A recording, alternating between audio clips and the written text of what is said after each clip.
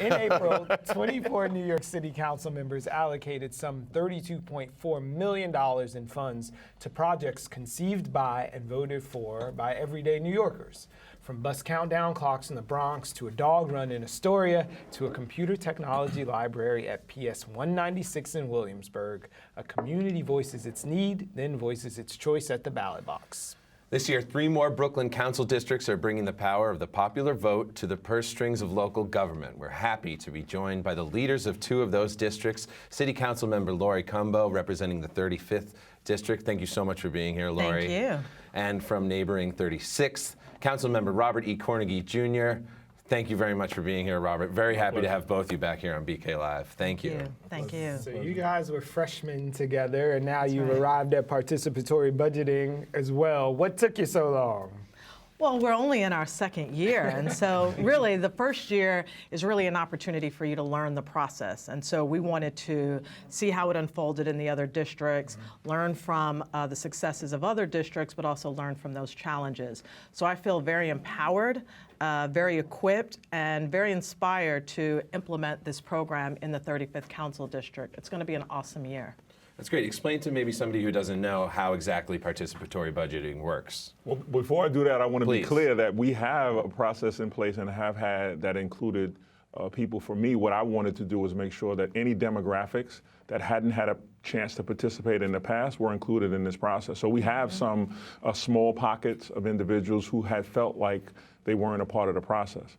But we actually have, in addition to the $1 million, another $4 million that will be allocated to organizations and nonprofits that have shown improved to have consistent services over periods of time.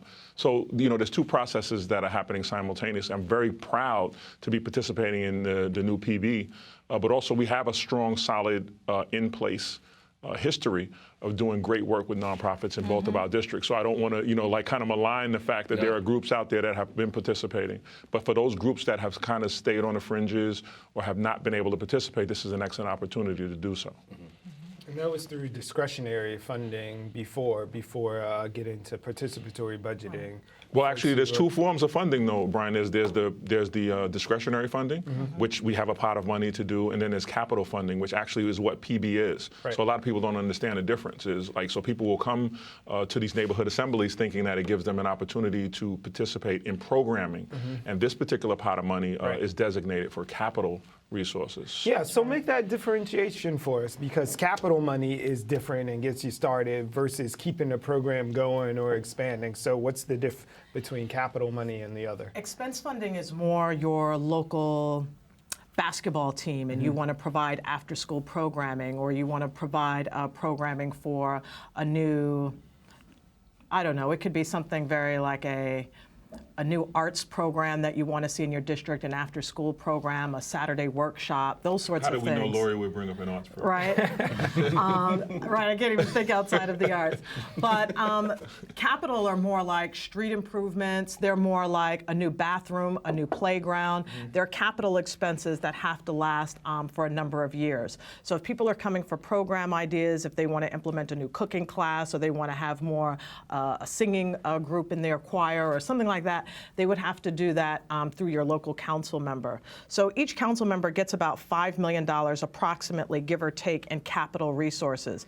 Those elected officials that are participating in participatory budgeting take $1 million out of that perhaps $5 million that were allocated, and allow the community to decide how we're going to spend that money. And already I can see from the process that it's so incredible, and there's so many great ideas. Some of those ideas will start to come into your remaining $4 million pot because there's such great ideas already. Very cool. What can you say about some of these great ideas that have come to fruition? For example, the computer tech library at PS 196. Can either of you speak to any of those programs that have come to fruition through this? Yeah, so again, this is Lori and our first time, but through the other $4 million in capital funding, we've been able to fund schools in the past. So everything from smart boards to upgrading technology to boilers to air conditioning. So we get those requests on a consistent basis. Except this time, people have an opportunity to vote on it, and we're not making the decision solely based on something that may seem kind of insular. So I think it's a great process. I've seen and talked to my colleagues where they've decided that there were so many great projects that they kind of, parsed it out in a certain way that everybody won. Right, so there's these great dynamics going on across the city that I'm excited about having an opportunity to have. We believe in Bedford-Stuyvesant that we're the leader in everything. So my Lucky I represent parts of Bedford-Stuyvesant. I know. So my constituents absolutely demanded that if this was going on, we do it as well, and we intend to do it a little bit better. All right, I second that as a proud We'll talk Bedford-Stuyvesant resident. But that being said, there's a wealth of ideas out there. So what's the process going to be like? I'm sitting on my couch saying, you know what, that park or those kids or this school, then what do I do to break that inertia to get some money from my council?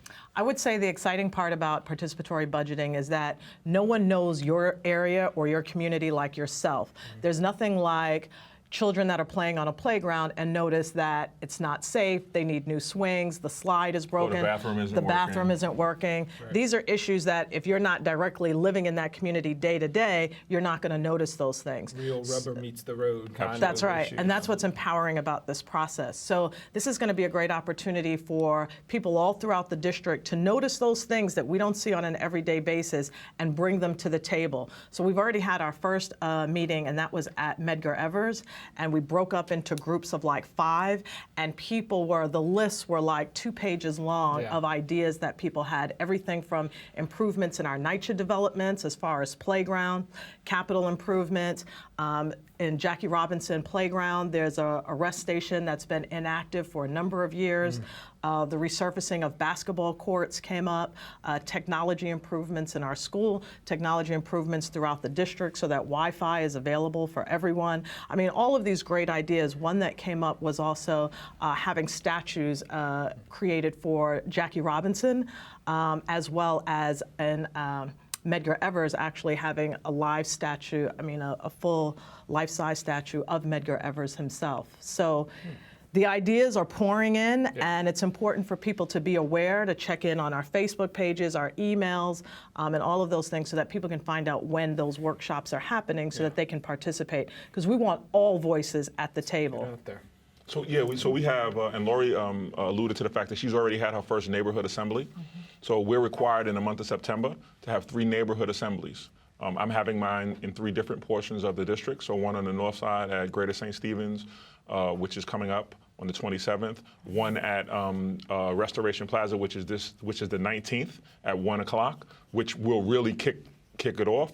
But I'm excited about the fact that this gives people an opportunity not to drop it on the elected official, like sometimes they will, but they have to participate through the entire process to the voting in April if they want to see this come to fruition. So you don't get to just come and kind of dump. You got these great ideas. No, there's a lot of work that's required that's based on volunteerism.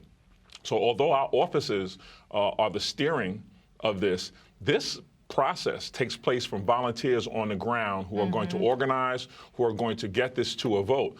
And if you don't have the staying power, you may have a great idea, but if you don't have the staying power to go through the months of making this happen, it's going to be difficult for you to see your project come to fruition. So this is not even about the greatest idea. This is about the most tenacious and the people who are willing to serve in these capacities for the longest period of time. So that is Brian, I think you mentioned the rubber meeting the road. Yeah. This is literally the rubber meeting the road, because our constituents don't get, it's not a suggestion box where you come and drop some suggestions. No, there's these neighborhood assemblies that happen quite frequently. There are these organizing meetings that happen frequently. So this is actually a testament to the fact that the city is being progressive, and that we're looking for an organizing model to get to a particular point. So that's very exciting for me. Well, we know that you guys have a few years to go in your terms. From your mouth to God. Well, there's a few years to go. But this process is really like getting emerging leaders to come out. These like right. if our council members are our electeds next door, right. then the folks who come and actively engage may be sort of council members in training. And I want to add to that you can be as young as 14 years old in order to vote. So this empowers our youth, and it does just what you said. It also, the undocumented can participate. We have delegates that are elected, and so it's a very political process in terms of there's direct participation from the community. Young people are inspired. They are going to become the next leaders out of this process, and it's just going to really transform our communities because, as they always say, democracy is not a spectator sport. This is going to empower people to not just say what they want, but to actively engage and to put forward their voice and their ideas in a consistent way in order to make it happen. We want to talk too about other things you guys are doing. Like, Lori, can you speak to a little bit to what's happening with the Committee on Women's Issues? Oh, this is really, we're very excited.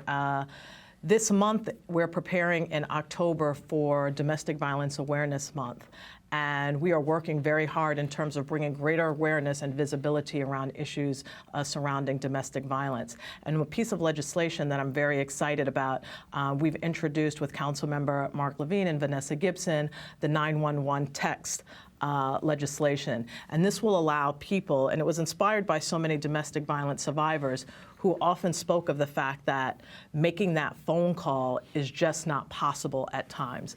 And this will allow victims, those individuals who do not feel that they are in a safe environment in order to text 911.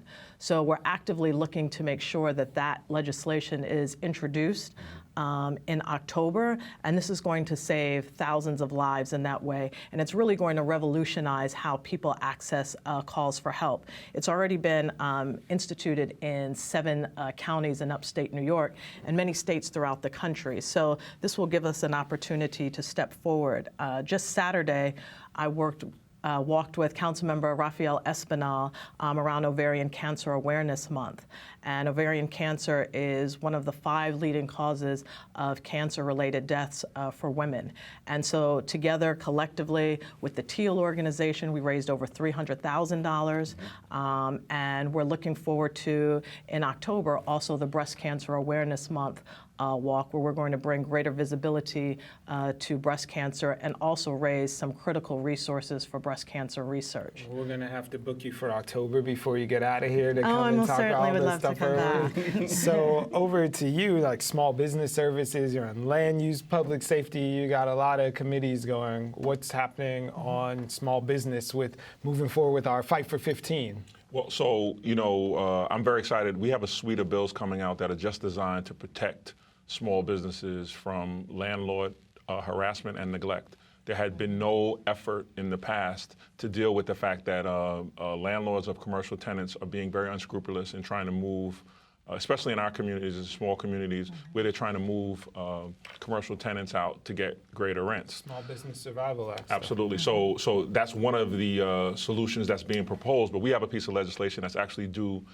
this month, which will protect small businesses from harassment and neglect, because what we're finding is that there are very unscrupulous landlords who've done everything from taking the roof off their building in a commercial building and destroying merchandise to we found one landlord who on a consistent basis would turn the water off in a restaurant, and it allowed the tenant not to be able to meet payroll. And there's no way that the tenant can protect himself from that. So there weren't any protections like residential protections. So we have a suite of bills coming out to protect so that they can stay in place and not be run out of their lease. Some of them have 10-year leases, and landlords don't necessarily they want to cash in, so they've been unscrupulous with getting them to move. And if you're a business, it's not like a residence where you can kind of fight and wait this out and go to court. Commercial tenants, because they've put so much money into the build out of their buildings, don't have the same luxury to do that. So we're here to help them fight, and I'm very proud of that. That's great. Any other committee news from like the Committee of Finance or Public Safety? Absolutely. You work on a lot of different committees. Well, so finance is a big one, and both Laura and I both sit on finance, and that's really, it gets to see the budgeting process and make sure that to some degree we are able to bring home the bacon to our respective districts. But public safety is a huge issue. This weekend we had a big festival to celebrate the lives of Detective Ramos and Detective Lou, and it was a huge turnout for that. It was actually a basketball tournament called the Tournament of Champions, but everybody participated in it. The Lou and Ramos family were there. And publicly, I'd like to say that, you know, one of the narratives that hasn't been spoken about is that Detective Lou and Detective Ramos were a part of a CRV program, which is an anti-terrorism program. But between their presence, lights, and more cameras, there was a 33% reduction in crime on the north side of Bedford-Stuyvesant in the Tompkins houses. Yeah. And you don't get that by over-policing. You get that by police and community getting together. So that was really a tragedy. And when I speak to the families, I'm always like, you know, your loss is monumental, but I need you to know that as a community, we feel the same loss because those officers provided a very safe environment for families to flourish. So we'd like to see that program mirrored and extended throughout the entire north side of Bed-Stuy, coming all the way down to Ingersoll and Whitman and all of that. That's because that model was a fantastic model. You know, this young man who obviously had mental illness issues, who came and Outsider. from an outsider, really set in motion a lot of things that we saw. And I think we have to dial it back and look at the narrative. The narrative, one being that they were responsible for 33% reduction in crime, but two being that 99% of the crimes committed in our districts are from 1% of the people in our districts. And that's the reality. And we have to stay focused on that. And the fact that the 1% or less of officers have been negatively or bad actors, right? So how is it that the 1% have the largest narrative in this discussion? Thank you for underlining that. We always like to give credit when it's due and watch when we need to, but yeah. Thank you for all the great work that you do, and thank you so much for coming on BK Live. We appreciate it so much. We love this show. See you soon. Thank you. Yeah, we Love did. the Thank show. you so much.